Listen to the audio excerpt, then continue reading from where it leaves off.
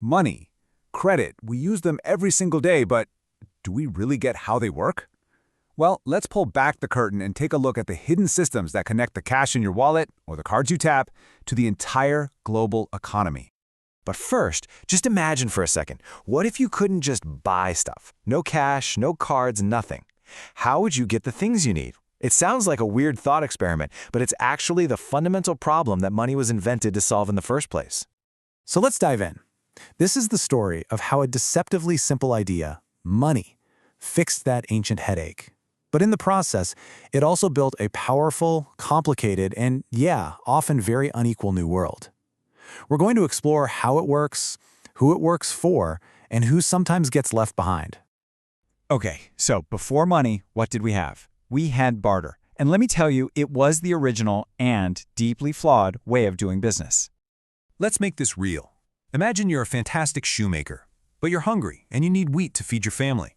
So you find a farmer who's got tons of wheat, but tough luck, he doesn't need shoes. He wants a new jacket. You're just stuck.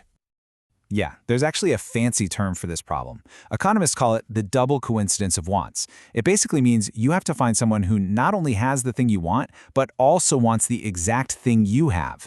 As you can imagine, trying to run an economy like that is just incredibly inefficient. So clearly, humanity needed a better way. And that's where it comes in, modern money, the great uncomplicator. Here's the genius of it. Money acts as a medium of exchange. It's the universal middleman. Now, our shoemaker sells his shoes to anyone for money, and then he takes that money and buys wheat from any farmer who's selling. Problem solved. No more hunting for a wheat farmer with cold feet. But what is this stuff really? I mean, think about it. The paper notes and metal coins in your pocket. They're not made of gold or silver. They don't really have any value in and of themselves. So why do we accept them? It all boils down to one word: trust. We trust that the government authorizing it, like the Reserve Bank of India, for example, will stand behind its value. And of course, banks are the engines that make this whole system go. It's a pretty neat cycle. First, you deposit your extra cash in a bank, right? For safety and maybe to earn a little interest. The bank holds onto a small piece of that, say around 5% in a country like India, just in case you need it back, but the rest, the big chunk, they use to give out loans. They charge the people who borrow that money a higher interest rate than they pay you, and that gap, that little difference, that's how the bank makes its profit. It's a bridge between people who save and people who need to borrow. And that brings us perfectly to the other side of the coin, credit. And this is where things get really interesting, because credit can be an incredible tool for building a better life, but it can also be a dangerous trap. It is a classic double-edged sword. At its core, credit or a loan is just a simple agreement.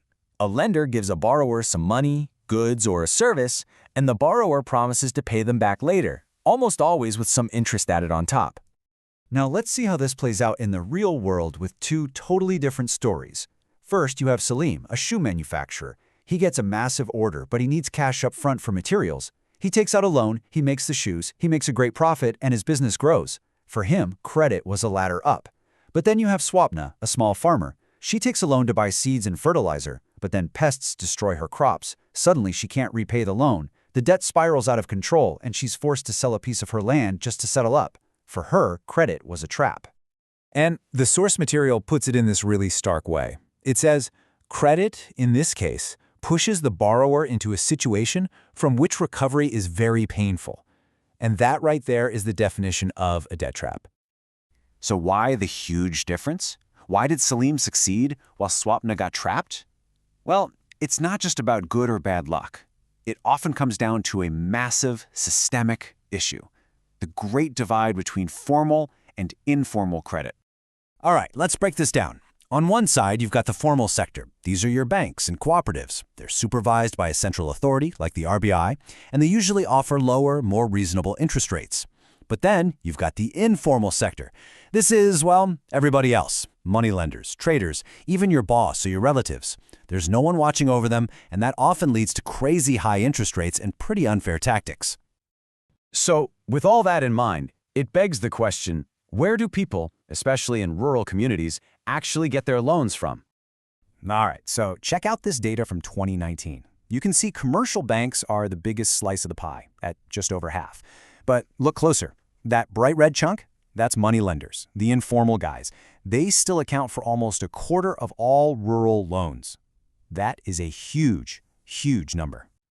But this next chart, this is where it gets really stark. Look at how this breaks down by wealth. For poor households, over half, 54% of their loans, come from those expensive, risky, informal sources. Now compare that to rich households. A whopping 83% of their credit comes from the cheaper, safer, formal sector. This isn't just a gap, it's a chasm. It's like they're living in two totally different financial worlds. So, that's a pretty bleak picture. How do you even begin to fix a gap that wide? Well, the good news is there are some really innovative, grassroots solutions that are already starting to change the game. First, let's just nail down the core problem one more time. To get a loan from a bank, you usually need collateral, an asset like land or a house that they can take if you don't pay.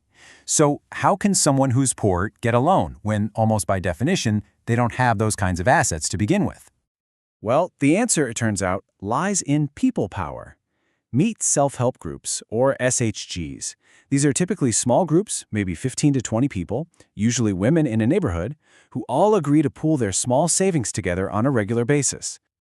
And here's the brilliant part. Here's how they crack that collateral problem. Members can take out small loans from the group's own savings pool. Now, because the entire group is responsible for making sure that loan gets repaid, there's incredible discipline. And once a group has a good track record, they can go to a bank and get a loan as a group, without any single member needing to put up collateral. Their reputation is the guarantee. It's an amazing way to empower people, especially women, to become financially independent. And don't think this is just some small local idea. This thing is huge. Just look at the Grameen Bank in Bangladesh, which pioneered this whole model. By 2018, it had over 9 million members, almost all of them poor women. That is the incredible power of this idea at scale. So we'll leave you with this really powerful thought from the founder of Grameen Bank, Professor Muhammad Yunus. He said, if credit can be made available to the poor people on terms and conditions that are appropriate and reasonable, these millions of small people can add up to create the biggest development wonder. It really makes you wonder, doesn't it? What other development wonders are just waiting to happen if we can finally make these systems work fairly for everyone?